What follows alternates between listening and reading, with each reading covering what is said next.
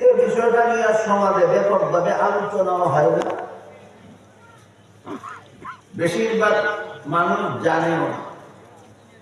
তাই এই বিষয়টা একটু পরিষ্কার হওয়া দরকার যে রাসূল যে বলেছেন তুমি আলেম যদি না হও, আলেমের ছাত্র যদি না হও, তাহলে আলেমের কথা মতো জীবনযাপন করো। আলেমের কোন কোন কথা মতো আমি জীবনের কোন কোন কাজ করি, এটা বোঝার জন্য আমাদের মনে রাখা দরকার যে মানুষের জীবনের সকল কাজ প্রথমত দুই ভাগে।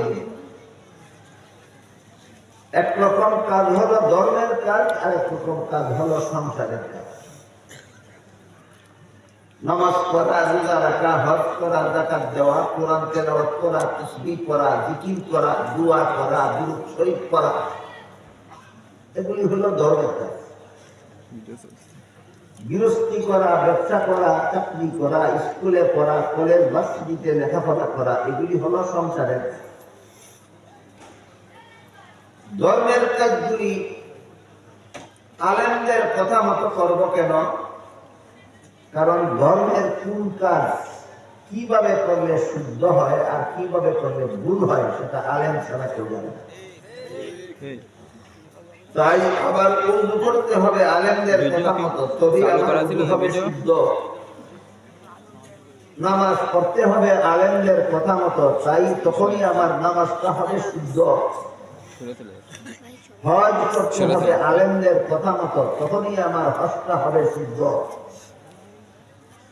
কোরআন তেলাওয়াত করতে হবে আলেমদের কথা মতো, তখনই আমার কোরআন তেলাওয়াতটা হবে শুদ্ধ। সুতরাং ধর্মের সকল কাজ আলেমদের কথা মতো করতে হবে শুদ্ধ হওয়ার জন্য, এইটা মনে রাখবেন। ধর্মের সকল কাজ আমরা যারা আলেম নই, আলেমের ছাত্র নই, আমাদের ধর্মের সকল কাজ করতে হবে আলেমদের কথা মতো। কেন? শুদ্ধ হওয়া।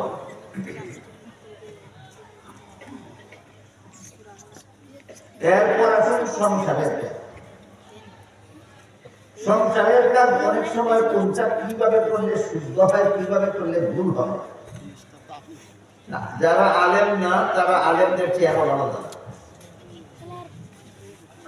সংসারের কাজ সংসারের কোন কাজটা কিভাবে করলে শুদ্ধ হয় আর কিভাবে করলে ভুল হয়, আলেমরা বেশি জানেন না সংসারের কাজ যারা করেন তারা আরো বেশি জানেন? হ্যাঁ, তারা আরো বেশি জানেন। কাজেই সংসারের কাজগুলি আমাদের আলেমদের কথা মতো করতে হবে, ভুল শুদ্ধের জন্য নয়। বরং সংসারের কোন কাজ কিভাবে করলে হালাল হয় আর কিভাবে করলে হারাম হয়, এটাও আলেম ছাড়া কি জানে। কাজেই সংসারের যাবতীয় কাজ আমাদের আলেমদের কথা মতে করতে হবে, হালাল হওয়া। পরবর্তী কথাগুলি বোঝার আগে আমরা আপাতত দুটি কথা মনে রাখি। ধর্মের কাজগুলি আলেমদের কথা মতো করতে হবে শুদ্ধ হওয়ার জন্য, আর সংসারের কাজগুলি আলেমদের কথা মতো করতে হবে হালাল হওয়ার। পক্ষান্তরে সংসারের কাজ যদি আমি নিজের ইচ্ছা মতো করি, হালাল হলো না হারাম হলো আমার বুঝার উপায় নেই। নিজের অজান্তেই আমি সংসারের কাজটা হারাম উপায়ে করে বলবো, যে কারণে আমার সংসারের কাজটাই আমাকে জাহান্নামে নিয়ে যাবে। তাই সংসারের যাবতীয় কাজ আলেমদের কথা মতো করতে হবে, যে আমি সংসারের কাজ করতে গিয়ে হারাম পথ অবলম্বন না করি। যেমন ধরুন রাতের ঘুম, এটা সংসারের কাজ। খাওয়া দাওয়া সংসারের কাজ। পেশাব পায়খানা করাও সংসারের কাজ। পেশাব পায়খানা সম্পর্কে হাদিস শরীফে রাসূল করিম সাল্লাল্লাহু আলাইহি ওয়াসাল্লাম বলেন, ইদা আতাইতুমুল গায়িতা ফালা তাস্তাকবিলুল কিবলাতা ওয়ালা তাস্তাদবিরুহা। অর্থাৎ, হে আমার উম্মত মুসলমানেরা, তোমরা যখন পেশাব পায়খানা করতে যাও তখন কিবলাকে সামনে নিয়ে অথবা কিবলা পিছনে রেখে পেশাব পায়খানা করো। কিবলা ডানে রেখে অথবা বাইরে রেখে পেশাব পায়খানা করে। সুতরাং কেউ যদি স্বেচ্ছায় জেনে শুনে কিবলার সামনে নিয়ে পেশাব করে পায়খানা করে অথবা কিবলাকে পিছন দিয়ে পেশাব পায়খানা করে, তার এই পেশাব করা, তার এই পায়খানা করার কারণেই তাকে জাহান্নামে যেতে হবে। তাহলে আমার পেশাব করতে হবে নিজের ইচ্ছা মতো না আলেমদের কথা মতো? আমার টয়লেটে যেতে হবে নিজের ইচ্ছা মতো না আলেমদের কথা মতো? এরপর খাওয়া দাওয়া। হাদিস শরীফে রাসূল করিম সাল্লাল্লাহু আলাইহি ওয়াসাল্লাম বলেছেন, কেউ যদি বাম হাতে খায় তাহলে তার সাথে শয়তানে খায়, বাম হাতে পান করে তার সাথে শয়তানে পান করে। বলুন তো আপনাদের জানা মতো বাংলাদেশের কোন মুসলমান বাম হাতে কাপ নিয়ে চা পান করে কিনা? রাসূল যে বলেছেন তার সাথে শয়তানে পান করে, এটা মিথ্যা বলেছেন? আপনাদের রাসূল মিথ্যা বলেন কোনদিন? তাহলে বাম হাতে চা পান করলা, তোমার চা পানের মধ্যে শয়তানকে শরীর দেওয়া হবে। বাম হাতে বিস্কুট খাইলা, তোমার বিস্কুট খাওয়ার মধ্যে শয়তানকে শরীর করবে। তাই আমার খাওয়া দাওয়া করতে হবে নিজের ইচ্ছা মতো না আলিমদের কথা মতো? তেমনি ভাবে রাতের ঘুম, এটাও সংসারের কাজ। কিন্তু কেউ যদি এশার নামাজ না পড়েই ঘুমিয়ে থাকে, আবার ফজরের সময়ও ঘুম থেকে জাগে না, এমন মুসলমান কি আসলে? মানে এশার নামাজ না পড়েই ঘুমিয়ে থাকে, আবার ফজরের নামাজের সময়ও ঘুম থেকে জাগে না, ইচ্ছাকৃত ভাবে, পুরো সন্দেহ নাই এক রাতের ঘুম তাকে জাহান্নামে নিয়ে যাবে। যে ঘুম তোমাকে এশার ফরজ নামাজ পড়তে দেয়, যে ঘুম তোমাকে ফজরের ফরজ নামাজ পড়তে দেয় না, এই ঘুম হালাল নয়, হারাম। এমন ঘুম হালাল না হারাম? তাহলে বলুন তো, আমার ঘুমাতে হবে আলেমদের কথা মতে কেন? হালাল হবে। আমার ঘুমাতে হবে আলেমদের কথা মতে কেন? হালাল।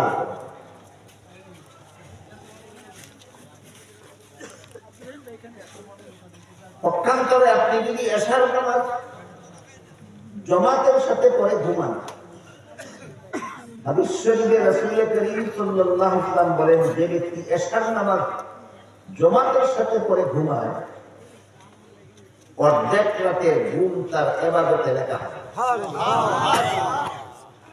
আবার ঘুম থেকে জাগার পর ফজরের নামাজটাও যদি জমাতের সাথে পড়ে, বাকি অর্ধেক রাতের ঘুমও তার ইবাদতে লেখা হয়। তাই রাসূল বলেন, যে ব্যক্তি এশার নামাজ জমাতের সাথে পড়ে ঘুমালো, ঘুম থেকে জাগার পর ফজরের নামাজ জমাতের সাথে পড়লো, আল্লাহর রাসূল বলেন এই লোকটা এশার পর থেকে ফজর পর্যন্ত যত ঘুম ঘুমালো তার সারা রাতের ঘুম ইবাদতে লেখা হয়। সুবহানাল্লাহ। এবার বলেন ঘুমাবো কার কথা মতো? আলেমদের। তেমনি ভাবে যারা স্কুলে পড়েন, কলেজে পড়েন, ভার্সিটিতে পড়েন,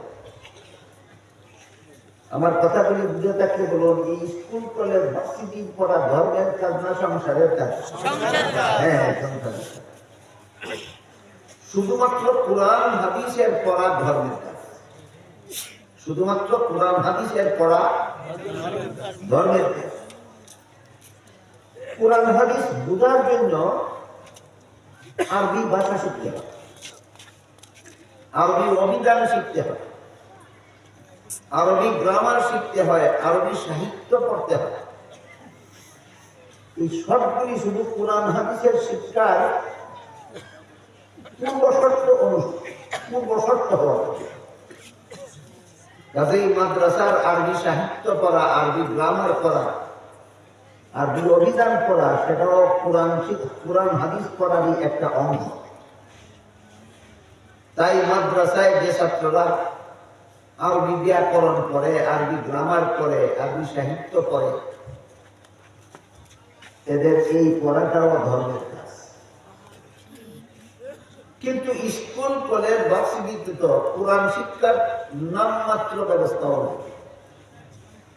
আমাদের বর্তমান বাংলাদেশে প্রাইমারি স্কুল বলেন, হাই স্কুল বলেন, কলেজ বলেন, ভার্সিটি বলেন, সেখানে কোরআন শিক্ষার সামান্যতম ব্যবস্থা নেই।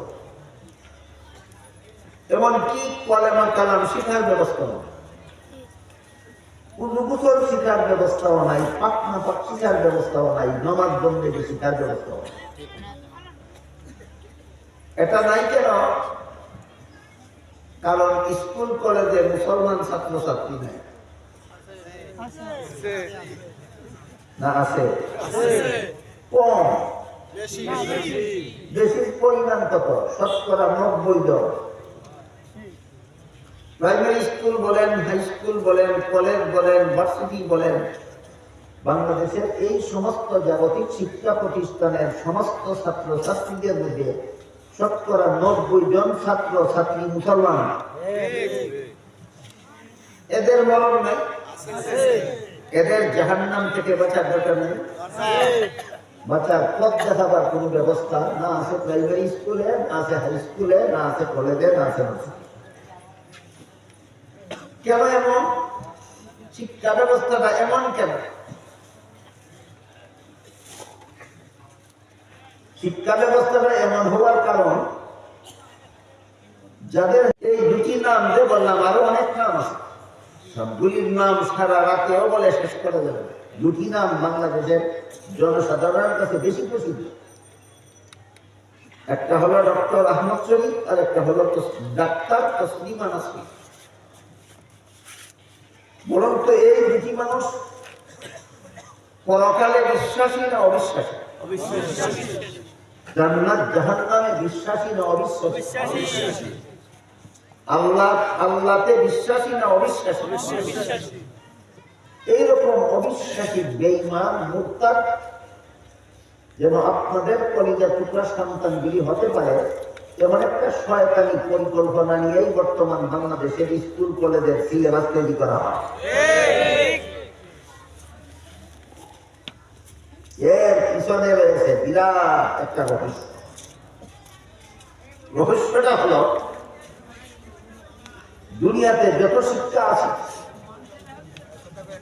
এর মধ্যে একমাত্র কোরআন শিক্ষা এমন শিক্ষা, যে শিক্ষা মুসলমানের অন্তরে একটা বিশ্বাস বদ্ধমূল করে দেয়, জাগ্রত করে দেয়, যে আমি যদি দুনিয়ার জীবনে কোনো অন্যায় কাজ করি, আমি যদি কোন দুনিয়াতে কোনো অপরাধমূলক কাজ করি, আমি যদি দুনিয়াতে কোনো রকমের দুষ্কৃতি করি, জালিয়াতি করি, দুর্নীতি করি, আমি যদি দুনিয়ার কোনো মানুষের ধন সম্পদ অন্যায়ভাবে আত্মসাৎ করি, আমি যদি দুনিয়াতে কোনো মানুষকে অন্যায়ভাবে কষ্ট দিই, আমি যদি দুনিয়াতে কোনো মানুষ খুন করি, জিনা ব্যভিচার করি, আর এই দুনিয়ার কোন শাসন প্রশাসন মহাশাসন যদি আমাকে ধরতে নাও পারে, তবুও শেষ বিচারের দিন আল্লাহর কাছে আমার জবাব দিতে হবে। এই বিশ্বাসটা মানুষের অন্তরে জাগ্রত হয় প্রাইমারি স্কুলের শিক্ষার দ্বারা, হাই স্কুলের শিক্ষার দ্বারা, কলেজ ভার্সিটির শিক্ষার দ্বারা, একমাত্র কোরআন শিক্ষার দ্বারা। কাজেই কোরআন শিক্ষার সামান্যতম ব্যবস্থা যদি প্রাইমারি স্কুলে রাখা হয়, কোরআন শিক্ষার সামান্যতম ব্যবস্থা যদি হাই স্কুলে, কলেজে, ভার্সিটিতে রাখা হয়, তাই স্কুল কলেজ ভার্সিটি পড়ুয়া প্রত্যেকটা মুসলমান ছাত্র ছাত্রীর অন্তরে ভয় থাকবে যে আমি যদি অপরাধ করি আর দুনিয়ার কোনো মানুষের কাছে ধরা নাও করি, তবুও শেষ বিচারের দিন আল্লাহর কাছে আমার জবাব দিতে হবে। এই শেষ বিচারের ভয় যদি স্কুল কলেজের ছাত্র ছাত্রীদের অন্তরে জাগ্রত হয়ে যায়, তাহলে এদের চোখের সামনে আর কোন রকমের দুর্নীতি জালিয়াতি করা যাবে না। কাজে পরিকল্পিতভাবেই বাংলাদেশের স্কুল কলেজ ভার্সিটির মুসলমান ছাত্র ছাত্রীদেরকে শেষ বিচারের ভয় অন্তর থেকে ধুয়ে মুছে ফেলা হয়, যেন জাতীয় চুরের দল, জাতীয় ডাকাতের দল, জাতীয় সুৎখুরের দল, জাতীয় ঘুষখোরের দল ইচ্ছা মতো চুরি চামারি করতে পারে, ইচ্ছা মতো সুৎখুরি ঘুষখুরি করতে পারে, শিক্ষিত ছেলেরা যেন এদেরকে ধরতে না পারে। এই শয়তানি পরিকল্পনা নিয়েই স্কুল কলেজ ভার্সিটির সিলেবাসগুলি তৈরি করা হয়।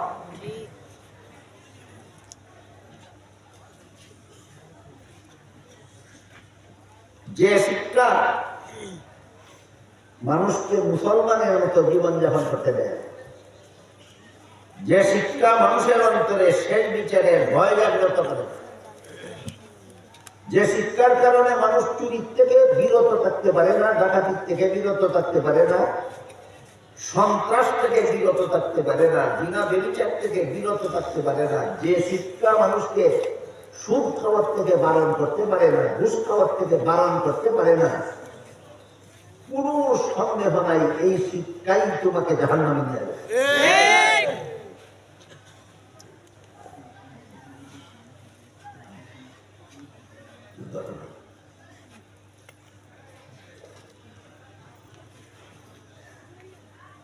মনে কিছু নেবেন না, আমি রুগী, আমি ইনসুলিন নিয়ে এনেছি, কিছু না খেলে আমার মাথা চক্কর দেবে, এই জন্য আপনাদের সামনে একটু কিছু খেতে চাই।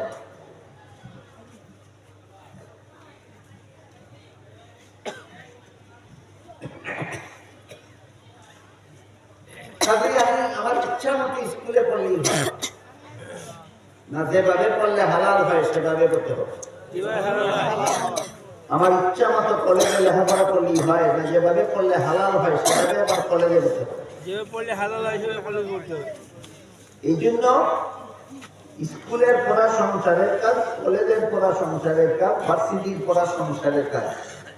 আপনি যদি চান আপনার স্কুল কলেজের লেখাপড়া আপনার কলেজের টুকরা ছেলে মেয়েকে যেন জাহান্নামে নামে, তাহলে আপনার ছেলেকে স্কুলে পড়াবেন, কলেজে পড়াবেন, ভার্সিটিতে পড়াবেন, আলেমদের কথা মতো মন গড়া মতে পড়াবেন। আপনার স্কুল কলেজের পড়াই আপনার সন্তানকে জাহান্নামে নেওয়ার জন্য যথেষ্ট।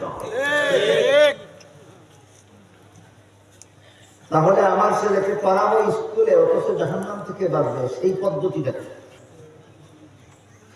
আমার ছেলেকে লেখাপড়া করাবো কলেজে, অথচ জাহান্নাম থেকে বাঁচবে, সেই সিস্টেমটা কি হবে? এমনকি একটি আয়াত এবং রাসূলের একটি হাদিস আমি পেয়ে গেছি। আয়াতে আল্লাহ বলেন, ইয়া আইয়ুহাল্লাযীনা আমানু কু আনফুসাকুম ওয়া আহলিকুম নারান ওয়াকুদুহান নাসু ওয়াল হিজারা। এর অর্থ হলো, হে মুমিন মুসলমান, তোমরা নিজেরাও জাহান্নামের আগুন থেকে বাঁচো, তোমাদের পরিবার পরিজন, ছেলে মেয়ে বিবি বাচ্চাকেও জাহান্নামের আগুন থেকে বাঁচো। আর জাহান্নামের আগুন থেকে বাঁচার একমাত্র পথ হলো হালাল পথে জীবনযাপন করা। আয়াতের মর্ম দাঁড়ালো, মুসলমানগণ তোমরা নিজেরাও হালাল পথে জীবনযাপন করো, যদি জাহান্নাম থেকে বাঁচতে চাও তোমাদের ছেলে মেয়েকেও হালাল পথে চালাও, যদি জাহান্নামের আগুন থেকে বাঁচাতে চাও। তখন আপনার ছেলেকে প্রাইমারি স্কুলে ভর্তি করলেন, হাই স্কুলে ভর্তি করলেন, কলেজে ভর্তি করলেন, ভার্সিটিতে ভর্তি করলেন, কিভাবে ঘুমাইলে হালাল হয়, কিভাবে ঘুমাইলে হারাম হয় কিচ্ছুই বুঝাইলেন না। কিভাবে খাওয়া হালাল, কিভাবে খাওয়া হারাম কিছুই শিখাইলেন না। কিভাবে ব্যবসা করা হালাল, কিভাবে ব্যবসা করা হারাম কিছুই শিখালেন না। কিভাবে চাকরি করা হালাল, কিভাবে চাকরি করা হারাম কিছুই শিখাইলেন না। শুধু নিজের ইচ্ছা মতো ছেলে মেয়েকে স্কুল কলেজে পড়াই। বলুন, এমন পড়া আপনার ছেলেকে হালাল পথে জীবনযাপন করতে দেবে? এমন পড়া আপনার মেয়েকে হালাল পথে জীবনযাপন করতে দেবে? আমি প্রত্যেকটা মুসলমানের ছেলে মেয়েকে জাহান্নাম থেকে বাঁচাতে হলে যেভাবে লেখাপড়া করলে হালাল পথে জীবনযাপন করা যায় সেইভাবেই লেখাপড়া করা। এবার হাদিসটি শুনুন। হাদিস শরীফে রাসূল কারীম সাল্লাল্লাহু আলাইহি ওয়াসাল্লাম বলেন, মুরু আওলাদাকুম বিস-সালাত ইদা বালাগু সাবআ সিনিনা ওয়াদরিবুহুম ইদা বালাগু আশরান আও কামা ক্বালা আলাইহিস সালাতু ওয়াসসালাম। এর অর্থ হলো, হে আমার উম্মত মুসলমানেরা, তোমাদের সন্তানেরা ছেলে হোক মেয়ে হোক, যখন 7 বছর বয়সের হয় তখন তাদেরকে নামাজের আদেশ করো। আর 10 বছর বয়সের ছেলে মেয়ে যদি কোনো মুসলমানের নামাজ পড়তে না চায়, রাসূল বলেন তাকে শাসন করে, 10 বছর বয়সের ছেলে মেয়েকে শাসন করে নামাজি বানাও, যদি জাহান্নাম থেকে বাঁচাতে চাও। এই হাদিসে আল্লাহ রাসূল 10 বছরের ছেলে মেয়েকে শাসন করে নামাজি বানাতে বলেছেন, আর 7 বছরের ছেলে মেয়েকে নামাজের আদেশ করতে বলেছেন।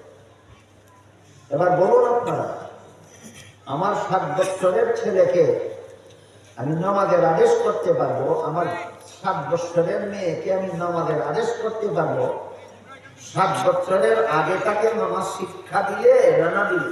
শিক্ষা দিয়ে। তাহলে ছেলে মেয়েকে নামাজ শিক্ষার বয়স কোনটা? 7 বছরের।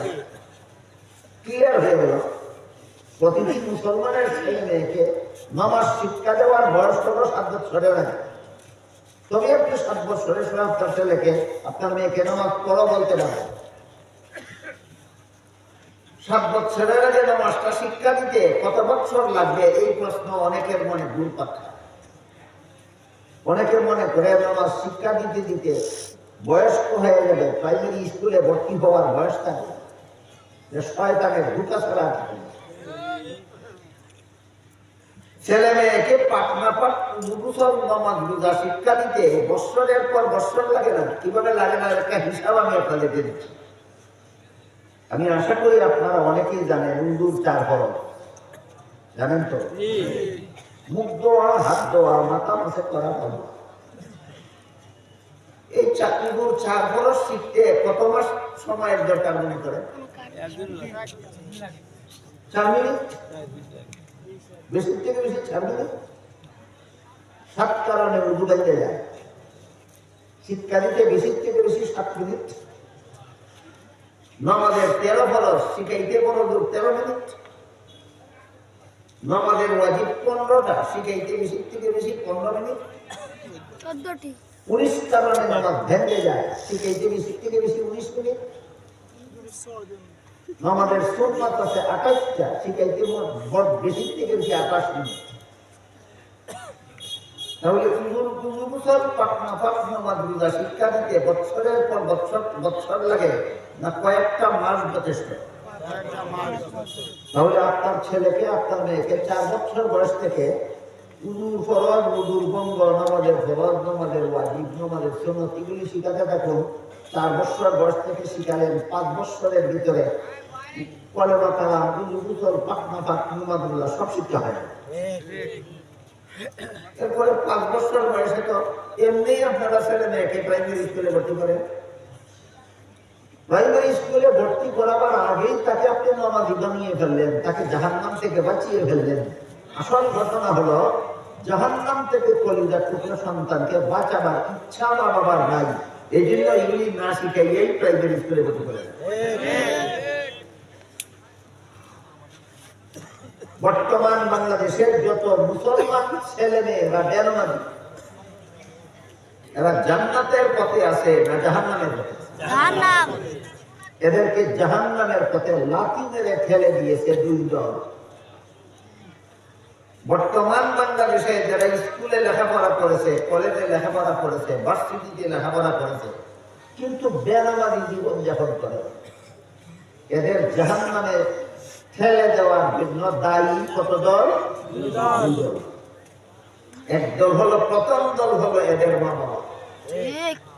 এদের মা বাবা এদেরকে 5 বছর বয়সে প্রাইমারি স্কুলে ভর্তি করাবার দরকার মনে করেছে, কিন্তু 4 বছর বয়সে উন্মুক্ত শিক্ষা দেওয়ার দরকার মনে করে। এই সমস্ত মা বাবারা নিজেদের কলিজার টুকরা সন্তানদেরকে লাথি মেরে জাহান্নামের পথে পাঠিয়ে। প্রথম নম্বর দল এই সমস্ত ছেলে মেয়েদের মা বাবা। দ্বিতীয় দল হলো এদের শিক্ষাগুরু, যে প্রতিষ্ঠানে লেখাপড়া করে ওই প্রতিষ্ঠানের পরিচালক, এবং শিক্ষকবৃন্দ ওরাও আরো জুড়ে লাঠি দিয়ে এদেরকে জাহান্নামের পথে পাঠিয়ে দিয়েছে। হাদিস শরীফে রাসূল করিম সাল্লাল্লাহু আলাইহি ওয়াসাল্লাম বলেন, আলা কুল্লুকুম রাঈন ওয়া কুল্লুকুম মাসউলুন আন রাইয়াতি। ভালো রকম জেনে রেখো, তোমাদের প্রত্যেকেই দায়িত্বশীল, প্রত্যেককেই আপন আপন অধীনস্থদের ব্যাপারে আল্লাহর কাছে কিয়ামতের দিন জবাব দিতে। হাদিসটাকে আল্লাহ রাসূল বিস্তারিত ভাবেও বলেছেন, সংক্ষেপে এইটুকু বলেছেন, যার মর্ম হলো সন্তান সাবালক হওয়ার পূর্ব পর্যন্ত পিতামাতার অধীন। বলুন, সন্তান সাবালক হওয়ার পূর্ব পর্যন্ত কার অধীন? পিতামাতার অধীন। সাবালক হওয়ার আগে আগে তোমার ছেলেকে তোমার মেয়েকে নমাজি বানাইছিল না বেনমাজি বানাইছিল, কাল হাসরের মাঠে আল্লাহর আদালতে আসামির কাঠগড়ায় দাঁড়িয়ে তোমাকে জবাব দিতে হবে। যখন কোন শিক্ষা প্রতিষ্ঠানে ভর্তি করে দিলেন, তখন শুধু পিতা মাতার অধীন নয়, ওই প্রতিষ্ঠানের শিক্ষকদের অধীন। এই সমস্ত শিক্ষকদেরকে কাল হাসরের মাঠে আল্লাহর আদালতে আসামির কাঠগড়ায় দাঁড়িয়ে জবাব দিতে হবে। তোমার ছাত্র ছাত্রীদেরকে নমাজি বানাইয়া জান্নাতের পথে ভেজেছিলে না বেনমাজি বানাইয়া জাহান্নামের পথে পাঠাইছিলে? এবার বুঝে থাকতে বলুন, স্কুল কলেজ ভার্সিটিতে লেখাপড়া করে যে সমস্ত ছেলে মেয়েরা বাংলাদেশে বেনামাজি হয়েছে, এদেরকে জাহান্নামের পথে ফেলে দেওয়ার জন্য দায়ী কত দল? প্রথম দল এদের মা বাবা, দ্বিতীয় দল এদের শিক্ষাগুরু। রাসূল বলেন, দুটো দল রেডি থাকো, আসামির কাঠগড়ায় দাঁড়াতে হবে আল্লাহর জন্য।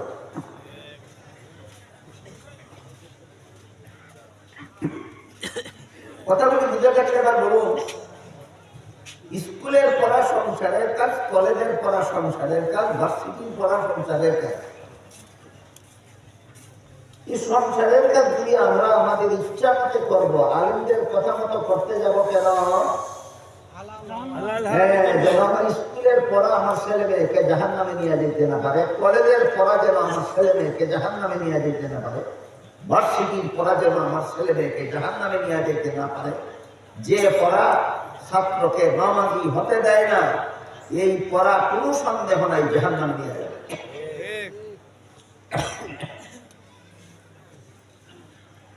গেল সংসারের কাজের একটা উদাহরণ, এটা হইল স্কুল কলেজের পড়াও সংসারের কাজ।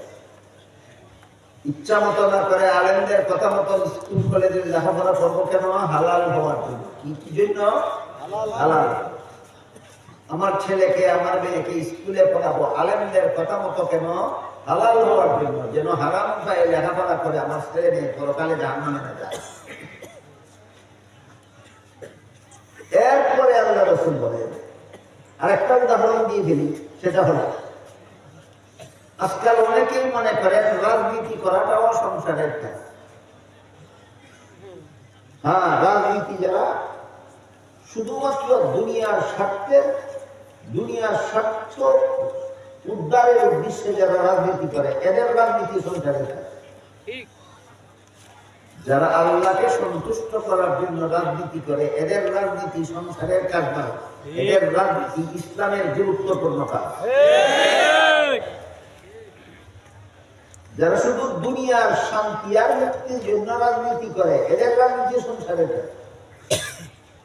আর যারা আল্লাহকে সন্তুষ্ট করার জন্য রাজনীতি করে, তাদের রাজনীতি সংসারের কাজ নয়, তাদের রাজনীতি ধর্মের কাজ। আল্লাহকে সন্তুষ্ট করার জন্য যারা রাজনীতি করে, তারা কোনোদিন হারাম উপায়ে রাজনীতির কল্পনাও করতে পারে। হারাম উপায়ে রাজনীতির কল্পনাও করতে পারে। এর একটা উদাহরণ দিচ্ছি শুনুন।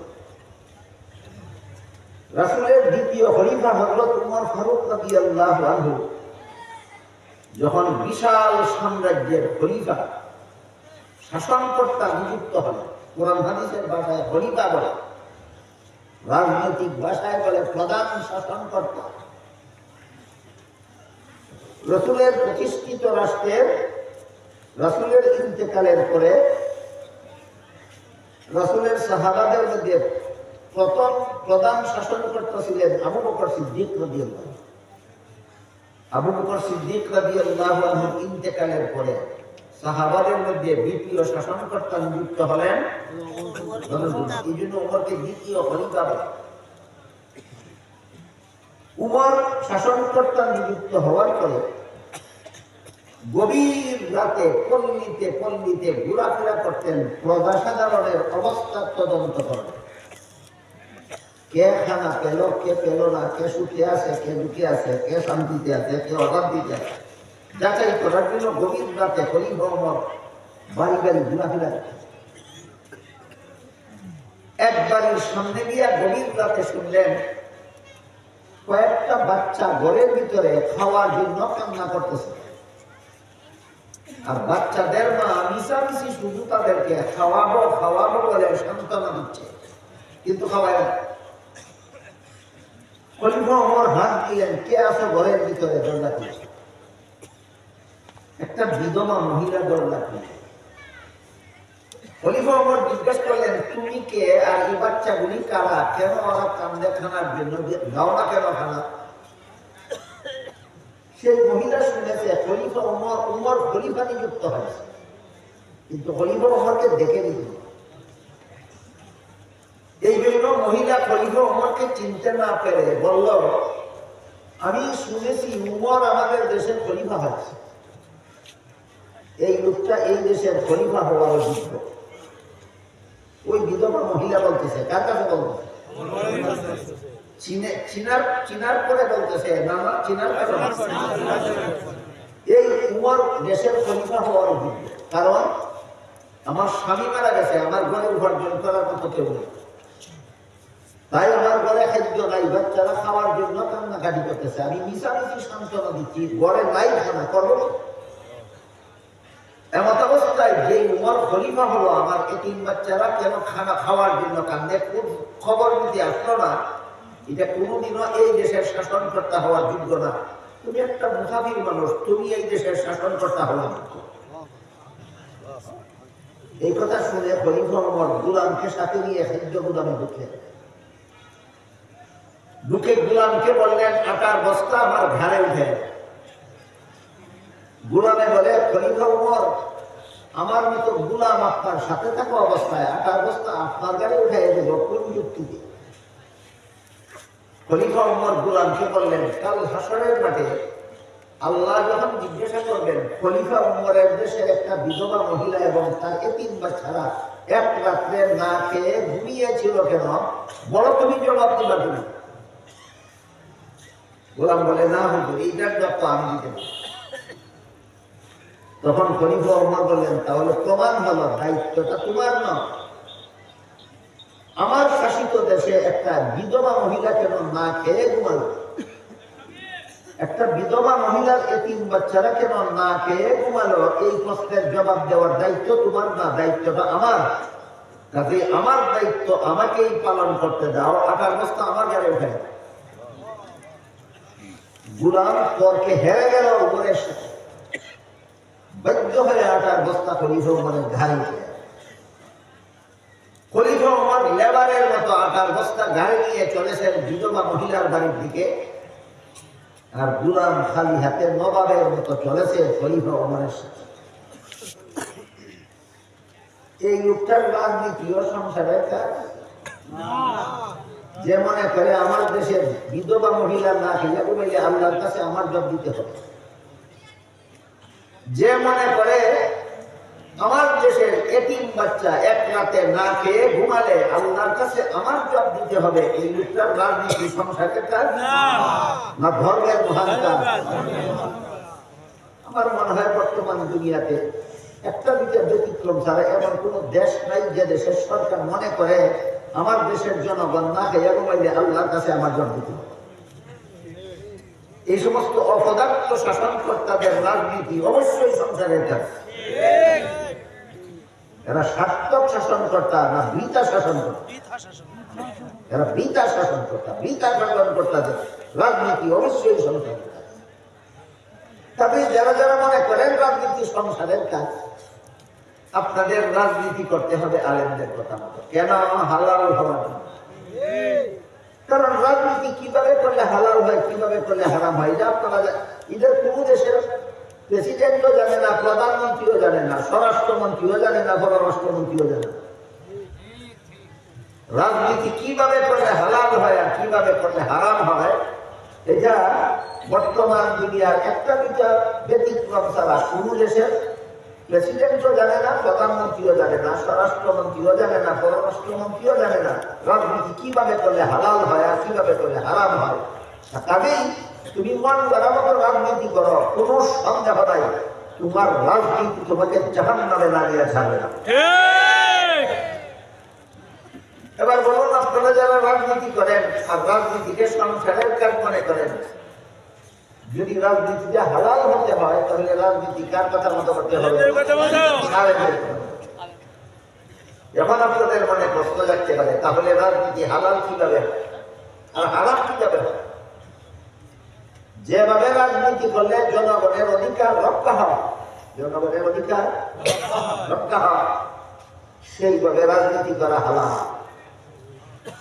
যেভাবে রাজনীতি করলে জনগণ তার অধিকার থেকে বঞ্চিত হয়, যেভাবে রাজনীতি করলে জনগণ অধিকার থেকে বঞ্চিত হয়, কোনো সন্দেহ নাই এটা হারাম রাজনীতি। তোমার মরতে দেরি হতে পারে ওই সমস্ত রাজনীতিবিদদের যারা হারাম রাজনীতি করে, এদের মরতে দেরি হতে পারে, এদের রাজনীতি এদেরকে জাহান্নামে পৌঁছাতে দেরি হতে পারে। এবার বলুন, আমি স্কুলে লেখাপড়া করবো কার কথা মতো? কেন লেখাপড়াটা হালাল হবে? আমি রাজনীতি করবো কার কথা মতো? আলেমদের কথা মতো। কেন? আমার রাজনীতিটা হালাল হওয়ার জন্য। আমি ব্যবসা করবো কার কথা মতো? আলেমদের কথা মতো। কেন? আমার ব্যবসাটা হালাল হয়। গেল,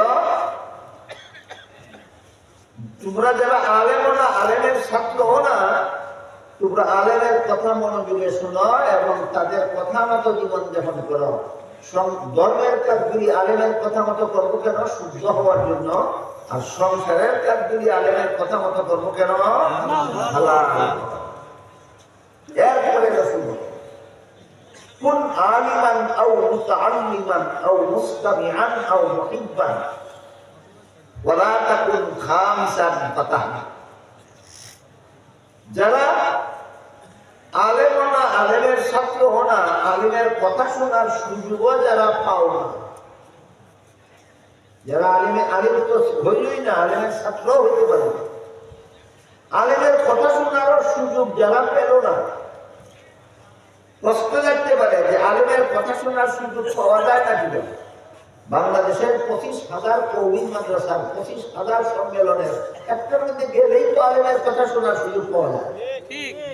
তাহলে আলেমের কথা শোনার সুযোগ পেল না কিভাবে? একটা প্রশ্ন রাখতে পারে। এই প্রশ্নের জবাব বোঝাবার জন্য বলছি, ধরুন কোন ব্যক্তি আদালতের রায়ে 10 বছরের জন্য জেলখানায় বন্দী হয়েছে, 20 বছরের জন্য জেলখানায় বন্দী হয়ে গেল, আজীবনের জন্য জেলখানায় বন্দী হয়ে গেল। বর্তমান জমানাটা এমন যে কেউ যদি কাউকে ঘায়েল করতে চায়, ন্যায় নীতি মেনে চললে তাকে ঘায়েল করা যায়। অন্যায়ভাবে যদি কেউ কাউকে ঘায়েল করতে চায় তাহলে তার উপর বেশ কতগুলি মিথ্যা মামলা চাপিয়ে দিয়ে তাকে জেলখানাতে পাঠায়। এটা হলো বর্তমান জমানায় প্রতিপক্ষকে ঘায়েল করার একটা সবচেয়ে বড় শয়তানি কৌশল। এইরকম শয়তানি কৌশলে যারা মিথ্যা মামলার বাদী হয়েছেন প্রতিপক্ষকে শিক্ষা দেওয়ার জন্য, আমার কানে খবর আসে, অনেক সময় অনেকে আমাকে বলে বাংলাদেশের যে কয়েকটা দল পালাক্রমে গড়িতে যায়, এই দুটা দল এই পালাক্রমে গড়িতে যায়, এই দুই দল ছাড়া অন্য কোন দল গদির দ্বারে কাছে যেতে হলেও দুই দলের কোন এক দলের লেজে ধরে যেতে হবে। নিজে নিজে গড়িতে যাওয়ার মতো কোন দল নাই, দুইটা দল। একবার এই দল গড়িতে যায়, একবার ওই দল গড়িতে যায়। আমার কাছে যে খবরগুলি আসে, এই দল গড়িতে গেলে ওই দলের কর্মী সদস্যের বিরুদ্ধে মিথ্যা মামলা দায়ের করে, ওই দল গঠিতে গেলে এই দলের কর্মী সদস্যের বিরুদ্ধে মিথ্যা মামলা দায়ের করে। কি শয়তানি থেকে পবিত্র আছে প্রধান দুইটা রাজনৈতিক দল বলে আমার জানা নেই। এই শয়তানি থেকে খুব দুই দলের একটা দলে এই শয়তানি থেকে পবিত্র। এমন শয়তানি যারা করে নিরীহ নির্দোষ মানুষকে মিথ্যা মামলায় ফাঁসিয়ে জেলখানায় বন্দী করার শায়েস্তা করার চেষ্টা করে, এরা নিজেদেরকে নিজেরা অত্যন্ত বুদ্ধিমান, যুগ শ্রেষ্ঠ বুদ্ধিমান বলে মনে করে। এই সমস্ত বুদ্ধিমানদের জন্য হাদিস শরীফে আল্লাহ রাসূল একটা মহা সুসংবাদ দিয়ে গেছেন। সুসংবাদ না দুঃসংবাদ আপনারা বিচার করবেন, আমি সংবাদটা বলি। হাদিস শরীফে রাসূল করিম সাল্লাল্লাহু আলাইহি ওয়াসাল্লাম বলে গেছেন, কেউ যদি জেনে শুনে কারো বিরুদ্ধে মিথ্যা মামলা করে আর ফলে বলে কোনে কৌশলে আদালত থেকে মিথ্যা মামলার রায় পাওয়া তার পক্ষে নিয়ে যায়, জেনে শুনে মামলাটাও মিথ্যা করলো, কৌশলে আদালত থেকে রায়টাও নিয়ে গেল, রাসূল বলেন তুমি জেনে রেখো তুমি আদালতের রায় নিছো না, জাহান্নামের সার্টিফিকেট সংগ্রহ করছো। হাদিস বুঝাতে বলুন, বাংলাদেশে এমন বুদ্ধিমান আছে কিনা যারা আদালত থেকে জাহান্নামের সার্টিফিকেট সংগ্রহ করে? এবার বলুন এরা কেতটা বড় বুদ্ধিমান, যারা আদালত থেকে জাহান্নামের সার্টিফিকেট সংগ্রহ করে। যাই হোক, সত্য মামলা হোক আর মিথ্যা মামলা হোক, একজন মানুষ 40 বছরের জন্য জেলখানায় বন্দী হয়ে গেল, আজীবনের জন্য জেলখানায় বন্দী হয়ে গেল, মাদ্রাসার সম্মেলনে আসতেও পারে না, আলেমদের কথা শুনতেও পারে না, এই লোকটা কিভাবে জাহান্নাম থেকে পারে?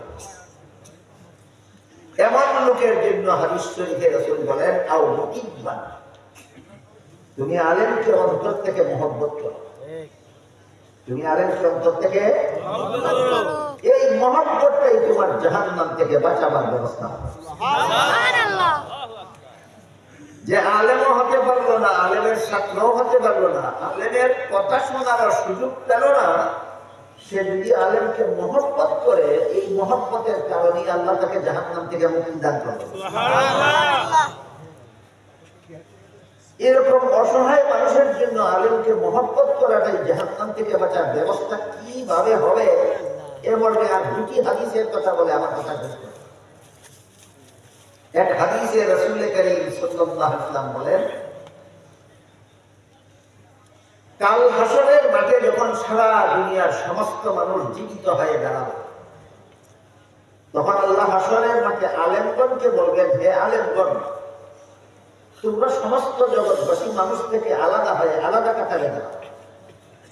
আল্লাহর হুকুমে যখন আলেমগণ আলাদা কাতারে দাঁড়াবেন, আল্লাহ তখন তাদেরকে বলবেন, তোমাদেরকে আমি আল্লাহ দুনিয়াতে আলেম হওয়ার সৌভাগ্য দান করেছিলাম, জাহান্নামের আগুন দিয়ে জ্বালাবার জন্য নয়, তোমরা জান্নাতে চলে যাও। সুবহানাল্লাহ। এখানে প্রশ্ন জাগতে পারে যে আল্লাহর রাসূল বলেছেন আলেমদেরকে আল্লাহ বলবেন জান্নাতে যাও, আলেম হইলে যদি জান্নাতে যাওয়া যায়, তাহলে আলেমদের জন্য নামাজ রোজা দরকার নেই।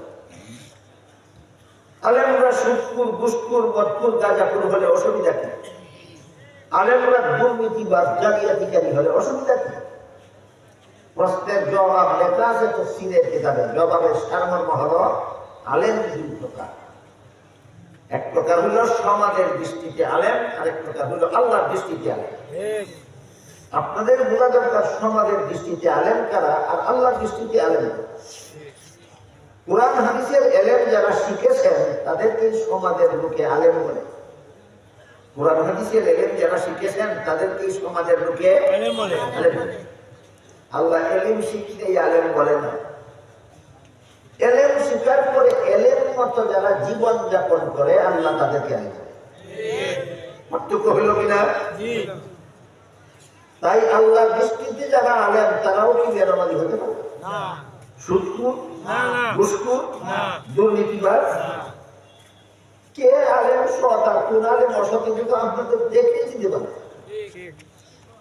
আলেম যদি বেনামাজি হয়, আলেম যদি সুদখোর হয়, আলেম যদি ঘুষখোর হয়, আলেম যদি দুর্নীতিবাজ হয়, আলেম যদি জালিয়াতিকারী হয়, তাহলে এটা সঠিক পন্থী আলেম না, এটা বাতিল পন্থী আলেম। এইরকম আলেমের কথা হাদিসে বলা হয়। সঠিকপন্থী আলেম যারা এলেম স্বীকার করে এলেম মতো জীবন যাপন করে, এদেরকে আল্লাহ হাসরের মাঠে বলবেন তোমরা জান্নাতে যাও। এই গেল একটি হাদিস। আর এক হাদিসে আল্লাহ রাসূল বলেন, আল্লাহর হুকুমে আলেমগণ যখন হাসরের মাঠ থেকে জান্নাতের পথে রওনা হবেন, তখন একজন গুনাহগার মুসলমান ওই জান্নাতের যাত্রী আলেমকে পিছন থেকে ডাকবে, দেখে বলবে, হুজুর আমার একটা কথা শুনে যান, আপনি তো আপনার জান্নাতে চলে যাচ্ছেন, আমি দুনিয়াতে আপনাকে মহব্বত করতাম। রাসূল বলেন, মহব্বত যে করত দুনিয়াতে আলেমকে, এর প্রমাণ দিতে গিয়ে এক একজনে এক একটা প্রমাণ পেশ করে। কেউ বলবে, হুজুর আমি দুনিয়াতে আপনাকে মহব্বত করতাম, তার প্রমাণ হলো আমি একদিন আপনাকে এক গ্লাস পানি পান করেছি। বলুন, একজন সাধারণ মুসলমান একজন আলেমকে দুশ্মনীর কারণে পানি পান করায় না মহব্বতের কারণে? এবার বলুন, এক গ্লাস পানি পান করাতে কত হাজার টাকা লাগে?